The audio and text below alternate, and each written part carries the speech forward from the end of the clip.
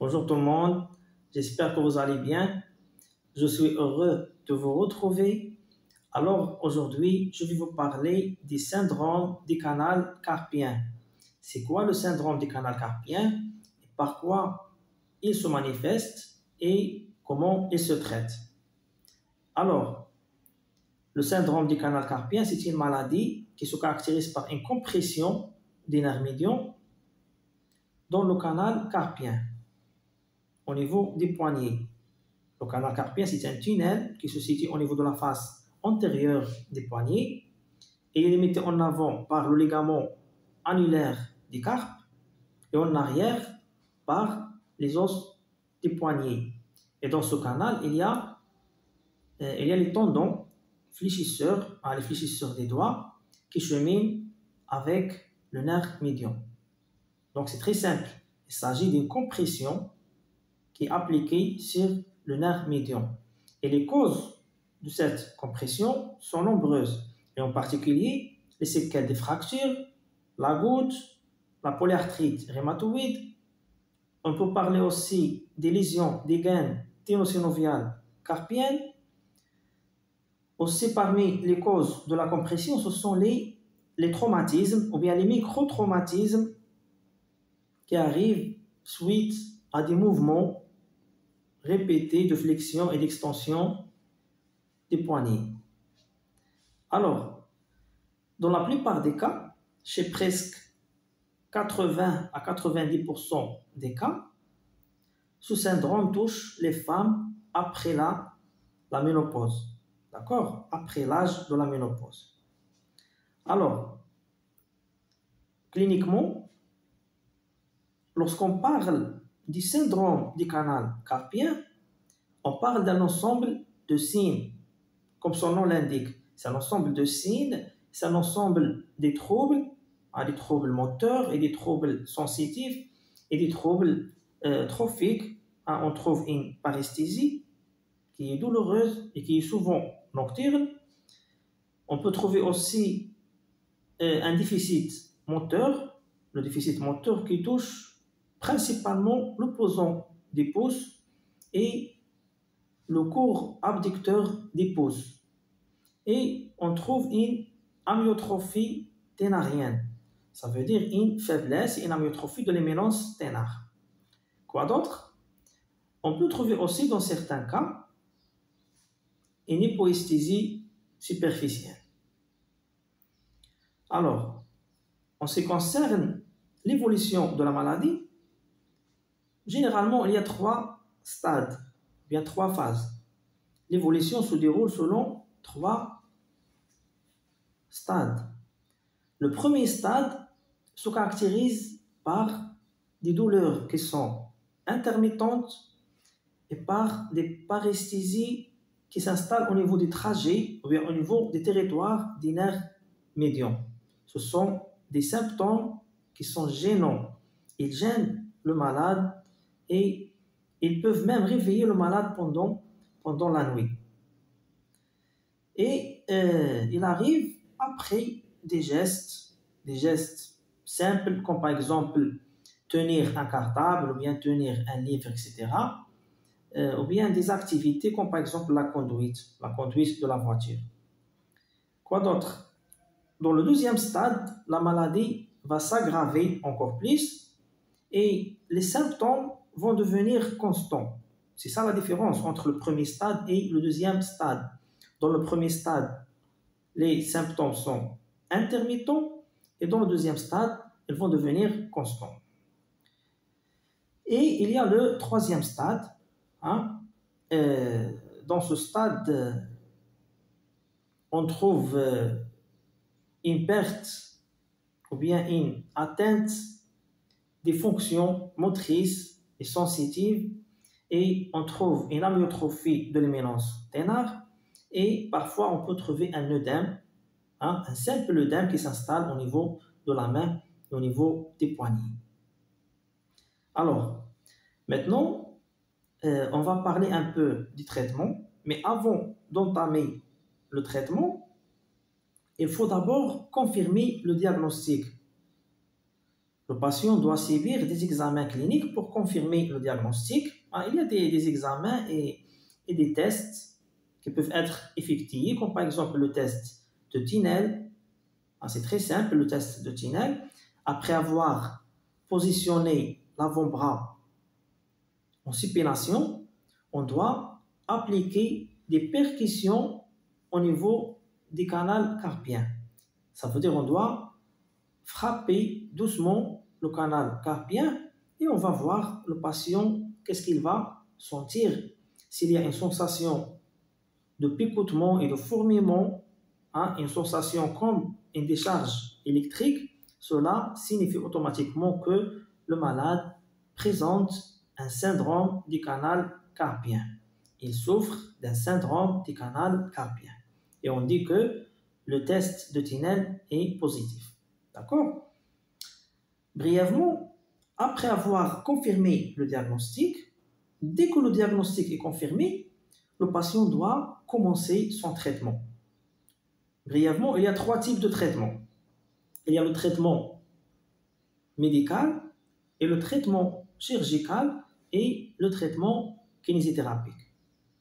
Alors, pour le traitement médical, ou bien on dit le traitement conservateur. Le traitement conservateur, il se base principalement sur 2 éléments.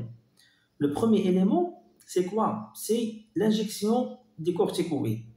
L'injection des corticoïdes dans le canal carpien. Il y a des antalgiques et des anti-inflammatoires qui peuvent être utilisés pour calmer la douleur et pour traiter l'inflammation. Et le deuxième élément, c'est quoi? C'est l'utilisation d'une attelle de repos. Ça, c'est très important. On doit conseiller le malade d'utiliser une attelle de repos, de préférence pendant la nuit. Pourquoi? Pour immobiliser l'articulation radio-carpienne. Il faut stabiliser et fixer les doigts et le poignet dans une position neutre. Sinon, si ça ne marche pas, s'il n'y a pas un résultat, le patient doit subir une intervention chirurgicale. D'accord? Après 6 mois de traitement conservateur, si le traitement conservateur ne donne pas les résultats souhaités, automatiquement, la chirurgie peut être proposée. Donc, on a le traitement conservateur qui se base sur l'injection des corticoïdes et sur l'utilisation d'une attelle de repos. Et on a le traitement chirurgical. Et on a aussi le traitement kinésithérapique. Le traitement kinésithérapique qui vise à contrôler la douleur et l'inflammation et réduire la pression sur le nerf médian, c'est la priorité. Aussi, parmi les objectifs de la rééducation, c'est la récupération des amplitudes articulaires perdues au niveau des doigts et au niveau des poignets. Il faut retrouver la force musculaire et la coordination et le contrôle moteur des doigts et des poignets. Pourquoi? Pour reprendre les activités quotidiennes. Alors, pour les séances de la rééducation, il y a la kinésithérapie avant la chirurgie et après la chirurgie, ça veut dire post-opératoire. Avant la chirurgie, ça veut dire pendant le traitement conservateur, tout simplement. D'accord? Pendant le traitement conservateur, la première chose à faire, c'est le repos. Donc ça, c'est très important. Il faut donner plus de repos à l'articulation des poignets et à ses composantes par l'utilisation d'une attelle de repos, comme j'ai déjà dit. D'accord?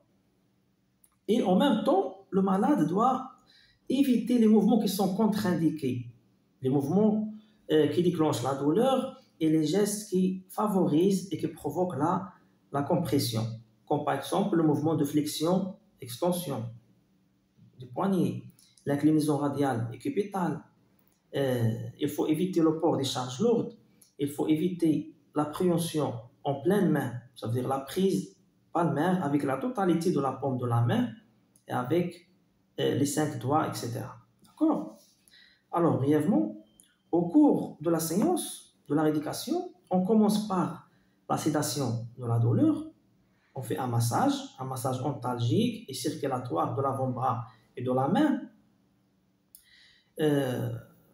On fait appel à la physiothérapie ontalgique, comme la thermothérapie et la cryothérapie aussi. Les deux, le chaud et le froid, les deux sont intégrés dans le plan de traitement. On peut utiliser l'électrothérapie ontalgique, les ondes courtes aussi, et les ultrasons, ça c'est très important. Les ondes des ultrasons sont très intéressantes dans ce cas, parce qu'on cherche le effet ontalgique et anti-inflammatoire. Mais il faut faire attention, il y a un point qui est très important, c'est qu'il faut faire attention aux troubles sensitifs, il faut faire attention à la fragilité cutanée dans ce genre d'affection, parce que le syndrome du canal carpien peut laisser des complications cutanées et peut provoquer des troubles sensitifs tout simplement. D'accord? Raison pour laquelle il faut travailler doucement, avec prudence, et il faut utiliser les ultrasons à basse fréquence. Quoi d'autre? À part la physiothérapie, le thérapeute doit programmer un enchaînement des exercices des étirements, comme par exemple l'étirement des fléchisseurs des doigts et des pouces, aussi l'étirement des muscles lombricaux. Les muscles lombricaux, ce sont des fléchisseurs des articulations métacarpo-phalangiennes, et en même temps, ce sont des extenseurs des articulations interphalangiennes. Donc, pour étirer ces muscles, il faut faire le contraire. Il faut faire une extension des articulations métacarpo-phalangiennes, comme ça, et une flexion des articulations interphalangiennes proximales et distales. D'accord? Il y a aussi d'autres exercices, comme par exemple la mobilisation neurale. Ça, c'est très important, la mobilisation neurale. La mobilisation neurale, c'est une technique de glissement qui permet d'étirer et de mobiliser le nerf médian. Alors, imaginez avec moi le patient devant vous, soit en position debout, soit en position assise. Il va faire une inclinaison contralatérale du cou. L'épaule doit être en abduction et en rotation externe, avec un abaissement de l'épaule. Le coude et le poignet sont en supination et en extension. Les doigts doivent être en extension et le pouce doit être aussi en extension et en abduction. C'est très simple. Cette position permet de diminuer la souffrance et de réduire la pression sur le nerf médian, et cela bien sûr va soulager le malade et progressivement les douleurs vont disparaître et les symptômes vont disparaître. D'accord? Donc il y a plusieurs exercices, les exercices des étirements des muscles et aussi l'étirement des nerfs médians pour libérer l'espace du passage des nerfs médians. Le patient doit apprendre 4-5 exercices et il doit les faire chez lui à domicile. Et cela entre dans le cadre de l'auto-rééducation. D'accord? Ce sont les exercices actifs. Alors, brièvement, si ça ne marche pas, si le traitement conservateur et les séances pendant le traitement conservateur ne donnent pas les résultats souhaités, il faut opérer. D'accord? Si les douleurs existent toujours et les symptômes persistent, il faut opérer. Et même après la chirurgie, la kinésithérapie est toujours présente. Après l'intervention chirurgicale, le patient se présente avec une main qui est fixée par une attelle plâtrée, et cette contention doit rester 8 jours, 9 jours maximum. D'accord? Et dès le lendemain, ça veut dire le premier jour après l'intervention chirurgicale, ça veut dire G1, on doit mobiliser les doigts, soit une mobilisation qui est passive ou active aidée selon l'état des patients.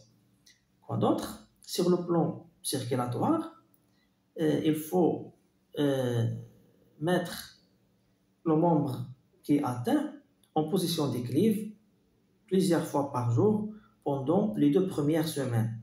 Ça veut dire les 2 premières semaines après l'intervention chirurgicale, bien sûr, pour éviter l'installation de l'œdème post-opératoire. D'accord? Parce qu'il y a un risque d'avoir un œdème après l'intervention chirurgicale. Ça, c'est normal. Quoi d'autre? Lorsqu'on reçoit le malade chez nous pour les séances de la rééducation, après avoir enlevé la contention, on commence par la sédation de la douleur, hein, on fait un massage, on fait la physiothérapie ontalgique et progressivement on commence l'entretien articulaire, on cherche s'il y a des raideurs au niveau des coudes et au niveau des poignets et au niveau des doigts, puis on passe au travail musculaire. Donc le protocole de la rééducation après la chirurgie se caractérise par la progressivité dans les actes. On commence par la sédation de la douleur et lorsqu'il n'y a pas de douleur, on passe à l'entretien articulaire, puis le travail musculaire et on termine le protocole par quoi? Par le travail des prises pour que le malade puisse être capable de prendre les objets par ses mains. On travaille toutes les prises possibles, les prises bidigitales, tridigitales, quadridigitales et la prise palmaire.